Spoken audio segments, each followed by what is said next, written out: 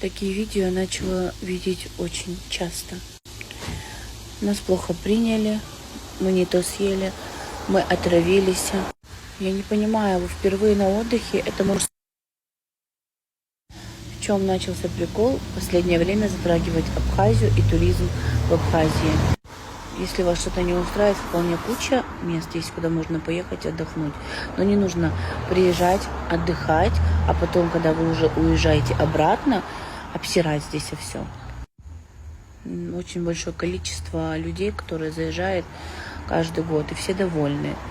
Но если вы куда-то не туда попали, это не значит, что нужно обобщать и затрагивать всю республику.